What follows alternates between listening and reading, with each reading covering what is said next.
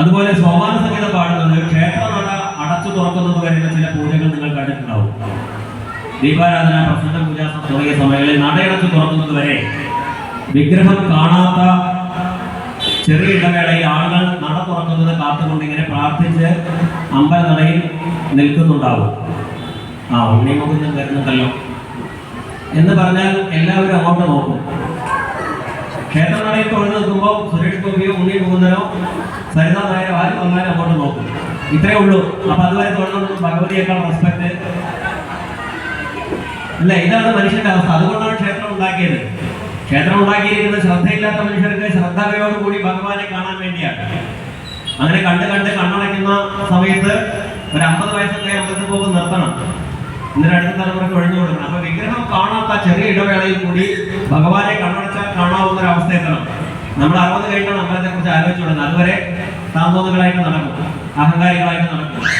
അപ്പൊ അതൊന്നുമല്ലാത്ത വിഗ്രഹം കാണാത്ത ചെറിയ ഇടവേളയിൽ കൂടി വിഗ്രഹം കാണുന്ന അനുഭവം ആചാര്യന്മാർക്ക് ലഭിക്കുന്നതിന് വേണ്ടിയാണ് നടയടച്ചു തുറക്കുന്ന 10-15 മിനിറ്റ് ഇടയ്ക്ക് കൂട്ടി പാടുന്നത്. ഈ പാട്ട് കേൾക്കുമ്പോൾ അകത്തെ പ്രതിഷ്ഠയെ കുറിച്ചുള്ള ബോധം പാട്ടിലൂടെ അവർ അനുഭവിക്കണം, ഈശ്വരനെ അനുഭവിക്കണം.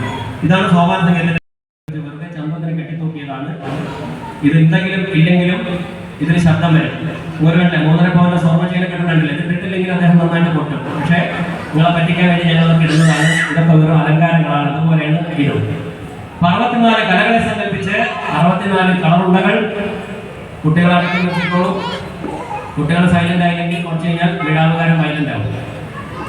അപ്പോ 64 കലാരൂപങ്ങളെ സങ്കല്പിച്ച് 64 കളറുണ്ടകൾ, അത് തൂക്കിയിട്ടിരിക്കുന്ന 4 ജീവക്കോലുകളിൽ 4 വേദങ്ങളെ സങ്കല്പിച്ച് 4 ജീവക്കോലുകൾ, 6 തുളകളിട്ടുകൊണ്ട് 2 വളയങ്ങളെയും ചരടിന്റെ കോർക്കാൻ 6 തുളകളിട്ടിരിക്കുന്നു. 6 ശാസ്ത്രങ്ങൾ, ഷഡ്ശാസ്ത്രങ്ങൾ നമ്മൾ പഠിക്കുന്ന ശാസ്ത്രങ്ങളാണ്. ഫിസിക്സ്, കെമിസ്ട്രി, ബയോളജി, ബോട്ടണി ഒന്നുമല്ല.